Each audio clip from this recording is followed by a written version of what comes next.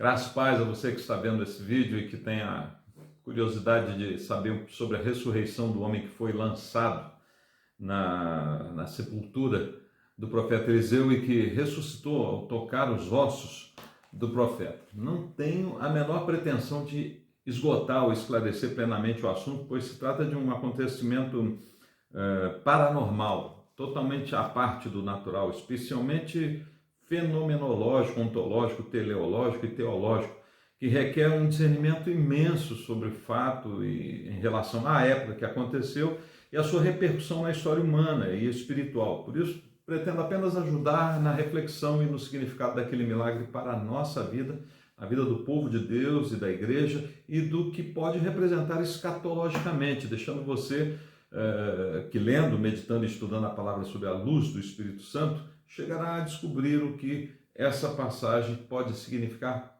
para a sua vida.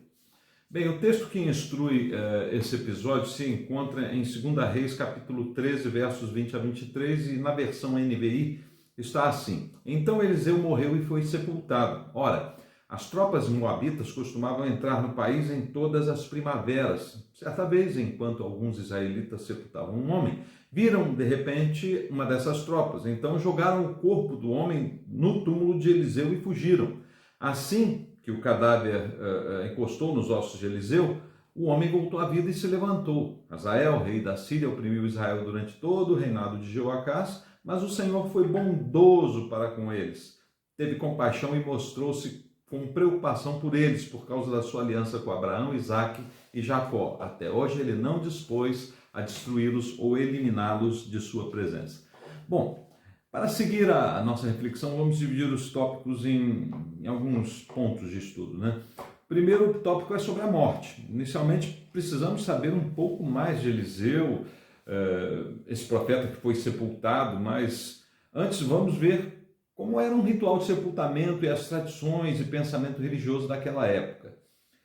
A Bíblia, no Antigo Testamento, diz que os mortos vão para o Seol. Esse termo hebraico é utilizado 65 vezes na Bíblia, ora significando inferno, como lá em Deuteronômio 32, 22, ora sepultura, como em Gênesis 37, 35, ou como pó, em Salmos 9, 7. E muitas das vezes é entendido como o lugar onde estão os mortos, o mundo dos mortos. Esse significado possivelmente aponta para uma localização da matéria, do cadáver.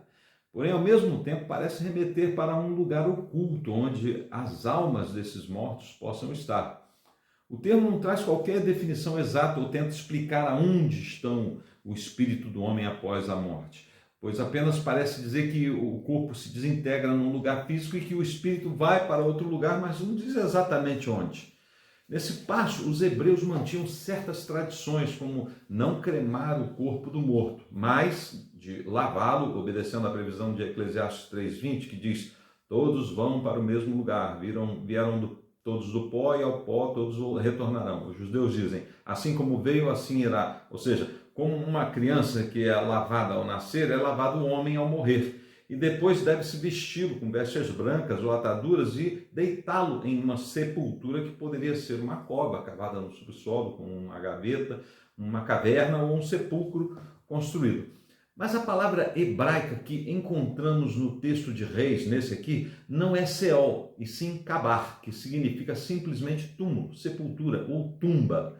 Daí podemos concluir que o cadáver do homem tocou os restos mortais de Eliseu, não nos autorizando a pensar em um encontro no Seol entre duas almas ou espíritos e que Eliseu, no mundo dos mortos, encontrou com um homem e o devolveu ao seu corpo. Temos que falar ainda que Eliseu morreu.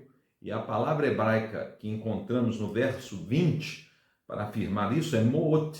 Essa palavra tem um radical que é utilizado sobre aquele que foi morto por conta de uma penalidade ou ser levado à morte, ser morto, ou seja, morrer prematuramente. Aqui é curioso pensarmos nisso, mas vamos deixar para refletir sobre isso um pouquinho mais tarde.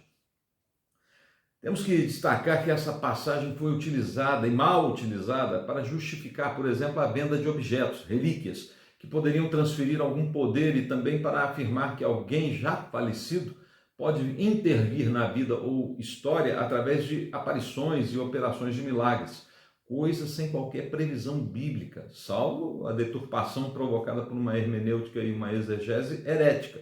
pois não existe qualquer previsão bíblica que aponte para poder auferido a objeto inanimado ou pessoa já falecida que possa operar algum milagre ou maravilha interferindo no mundo dos vivos, ou este mundo em que vivemos. Vamos ver o que está em Apocalipse 14, 13. Então ouvi uma voz do céu dizendo: escreva, felizes os mortos que morrem no Senhor de agora em diante. Diz o Espírito, sim, eles descansarão de suas fadigas, pois as suas obras o seguirão. As obras dos mortos, sim, os seguirão, como resultados de suas fadigas, ou seja, de seu trabalho. Assim, podemos afirmar que as obras dos patriarcas, dos profetas e grandes nomes da Bíblia marcaram a história humana e ainda têm os seus efeitos, não podendo atribuir aos mortos ou a objetos poder para operar milagres. Quem opera milagres é o Espírito Santo através de pessoas. A fonte do poder é Deus, não o homem ou qualquer objeto. Certo é que o homem ressuscitou, mas não podemos atribuir a Eliseu esse milagre por falta de previsão bíblica, ou seja, a clara e expressa manifestação e registro que Eliseu tenha feito tal milagre. Então, quem ou o que operou esse milagre? Vamos tentar ver isso mais adiante. O segundo ponto a ser destacado ainda é relacionado ao profeta e à sua vida. Eliseu deriva da palavra El-Ish, que significa Deus é salvação. Em árabe se fala El-Iaza, e a forma feminina desse nome em português é Elisa, um bom nome para colocar na sua filha. Em 1 Reis 19,16, Deus ordena a Elias ungir Eliseu como profeta para substituí-lo. E nos versos 19 seguintes encontramos Elias achando Eliseu labrando com 12 juntas de bois. Uma junta são 2 bois. Era um rapaz rico, filho de um próspero fazendeiro chamado Safate, que aliás significa Jeová julgou ou julgado. Era até o mesmo nome de um dos espias enviados por Josué, junto com Josué a Canaã. A Bíblia nos conta que Elias não falou nada, apenas jogou sua capa sobre o rico Eliseu e este o seguiu. Antes pediu para beijar o seu pai e Elias até autorizou, porém chamou a sua atenção para o que tinha acontecido ali, algo muito grandioso, muito importante. Eliseu então matou uma de suas 10 juntas de bois, 12, e fez um churrasco para o povo e foi logo atrás de Elias. Ele o serviu durante um bom tempo até que viu o seu Senhor arrebatar Elias às margens do Jordão após Elias ter fendido as águas do rio. Eliseu também fendeu as águas do Jordão para retornar a Judá. E agora podemos perceber que a sua vida aponta totalmente para Cristo. Vejam só, Eliseu pressupõe o próprio Cristo, o Messias. E podemos verificar isso ao comparar certas situações que são semelhantes e até antagônicas. Vejam só. Eliseu, em hebraico, El-Ish, significa Deus é salvação. Emanuel, que é Jesus, significa Deus conosco, de Emanuel. Eliseu tinha 12 juntas de bois, Jesus tinha 12 discípulos. Eliseu matou uma das juntas de bois para alegrar o povo, e Judas deixou os 11 para atrair Jesus e alegrar os religiosos. Eliseu pediu a Elias para se despedir do pai, e um jovem pediu a Jesus para enterrar seu pai antes de segui-lo. Elias advertiu Eliseu da importância de seu chamado, e Jesus se fez entender ao jovem que o seu chamado ainda era muito mais importante do que aquele de Eliseu. Elias foi precursor de Eliseu, ungindo, assim como João Batista foi de Jesus o batizando. Eliseu pediu a Elias porção dobrada de seu espírito, pois era o primogênito dos seus discípulos e herdeiro de seu ministério, e podia invocar seu direito de herança como rezava a tradição e a lei judaica. Jesus é o primogênito de Deus e herdeiro de todas as coisas. Eliseu viu Elias subir no redemoinho. Jesus viu o Espírito Santo descer sobre ele na forma de uma pomba.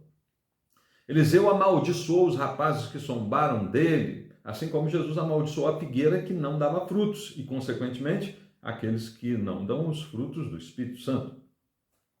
Eliseu feriu as águas do Jordão e passou em seu leito seco. Jesus andou sobre as águas do mar. Eliseu fez um machado flutuar na água e Jesus mandou que o vento e as águas se acalmassem. Eliseu multiplicou o azeite da viúva e alimentou 100 homens com alguns pães e espigas. Jesus transformou alguns pães e peixes e alimentou uma grande multidão.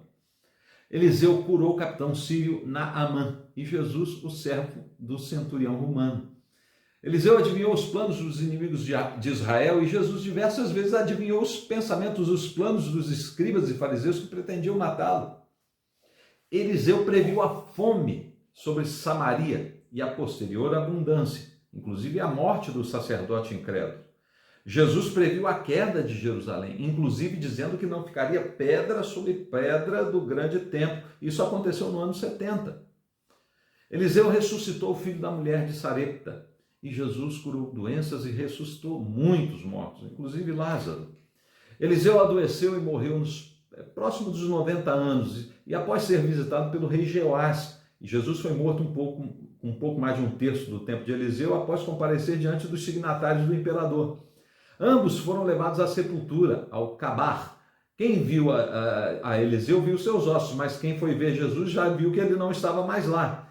Eliseu, com sua vida, anunciava o Cristo através de seus feitos. Os hebreus conheciam a Tanakh, o Antigo Testamento, e deveriam saber que o que Jesus fez era maior do que aquele grande profeta fez, e deveriam entender que ele era o Messias, pois Eliseu era uma sombra, uma imagem, uma semelhança, um aviso de quem seria o verdadeiro profeta de Israel. Contudo, nós podemos agora passar para o último ponto e ver a correlação entre a ressurreição do homem lançado na cova de Eliseu e Jesus. E responder à pergunta, quem ou o que operou esse milagre de ressuscitar um morto ao ser jogado na cova de Eliseu? Entre todas as correlações da vida e a morte de Eliseu e a vida e a morte de Jesus, podemos resumir que Eliseu era uma imagem do Cristo que haveria de vir. De todos os milagres que Eliseu fez, aquele de ressuscitar um morto ao tocar seus ossos, não foi feito por ele, mas por aquele que operou todos esses sinais e prodígios através dele para anunciar a vinda do seu primogênito, Jesus. Aliás, o Deus de Elias, o Deus de Eliseu, o pai de Jesus. Eliseu não ressuscitou, mas Jesus sim. E esse mesmo Jesus é quem reviveu o cadáver daquele que tocou os ossos de Eliseu, para nos dizer que nele está a verdade e a vida. Ao terceiro dia, Jesus ressuscitou dentre os mortos, porque somente ele tem poder sobre a morte. E com isso, ele nos diz que a morte não é o fim.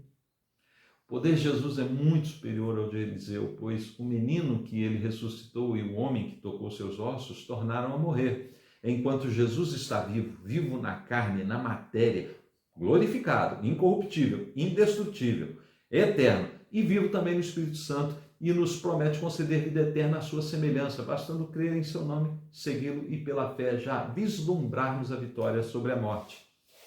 É essa a mensagem de 2 Reis 13, de 20 a 23. Os ossos de Eliseu simbolizam o poder de Deus sobre a morte e que a vida está em Cristo Jesus. E a vida não é somente respirar, se mover, agir, mas também existir e ser. Portanto, a fonte de poder para restaurar a vida está em Cristo Jesus, não em ossos ou relíquias, em objetos inanimados ou pessoas mortas, mas em Cristo Jesus que vive e que voltará, que ressuscitará os mortos, todos eles, os quais serão julgados, conforme significa o nome do pai de Eliseu, Safate, e como significa o nome de Eliseu, Ish, que significa Deus é salvação. Muitos serão salvos. Jesus é um nome de origem hebraica que significa Salvador. O nome Jesus vem do conjunto de letras do hebraico Yud-He-Vav-He, chamado de o tetragrama inefável, que significa eternidade de Deus, pois Re, Vav e Re é o infinitivo hebraico do verbo ser. E podemos perceber isso quando Deus se identifica a Moisés e Jesus também afirma de si mesmo dizendo, eu sou. O prefixo Yod transpõe os verbos hebraicos para o futuro, nos trazendo a ideia de que Deus e Jesus são o eu sou o que serei, ou seja, ele é o que sempre será, por isso ele não muda, e temos dele uma promessa, a vida eterna. Assim, a eternidade de Deus está em Jesus, e para ele não existe início e nem fim, podendo dominar sobre a morte do corpo e da alma, e com o seu poder alterar as leis da natureza e dar vida aos mortos, ressuscitando pessoas, ressurgindo corpos desintegrados pelo tempo e restaurando o corpo e a alma de quem ele desejar. Não foram os ossos de Eliseu, mas o poder do Eterno através de seu filho, ao qual Eliseu serviu e anunciou subliminarmente, indiretamente, ocultamente, para que pudéssemos hoje crer em Jesus e seu poder sobre a morte. O texto de João 14 registra as palavras de Jesus. Ego eimi, eu sou o caminho, a verdade e a vida. Sim, Jesus é o caminho único para Deus, destino final da humanidade redimida. Jesus é a verdade em sua própria essência, pois ele é a verdade de Deus. Jesus é finalmente a fonte originária da vida. Por tudo isso é que o meio Salvador completa. Ninguém vem ao Pai senão por mim. Aleluia! Mas para encerrar, devemos refletir o que isso significa para nós nos tempos de hoje. Bem, penso que podemos retirar as seguintes aplicações práticas para nossas vidas. Primeiro, o verso 14 diz que Jeoás chorou vendo que a morte chegava para Eliseu. Ele perderia o seu protetor, o seu profeta.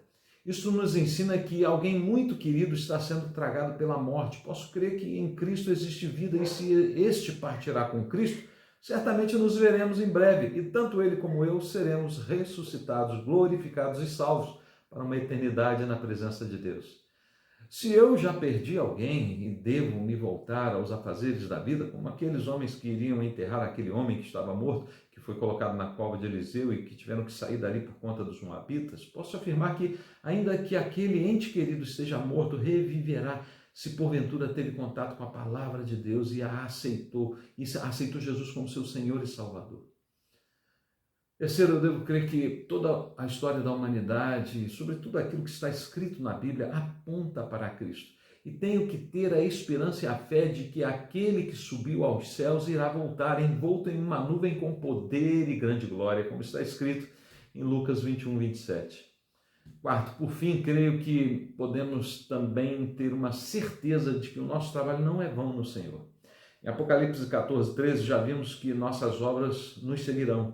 Deus lançou mão de um momento da vida do povo de Israel em que eles se sentiam sem profeta, abandonados por Deus, principalmente porque sabiam que tinham praticado muitas coisas que desagradavam a Deus. Naquele momento, Deus mostrou aos filhos de Israel que ele ainda era seu Deus, que mesmo com a morte de Eliseu, ele era o Deus de Eliseu e até por meio de ossos secos poderia operar seu imenso poder.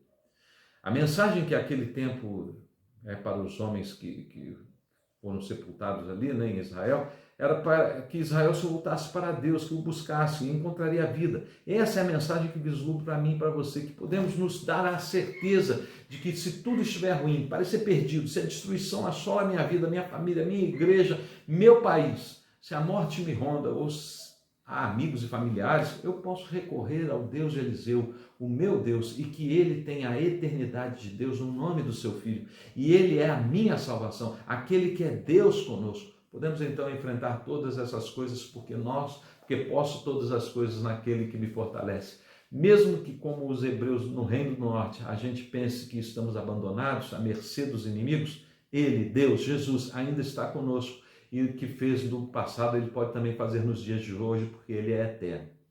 Bem, não foram os ossos de Eliseu que ressuscitaram o homem, mas foi a vontade de Deus em dizer que, mesmo que pareça que não há mais ninguém por você, chegue-se para Deus, toque sua palavra e você experimentará a vida e a salvação que está em Cristo Jesus. Amém.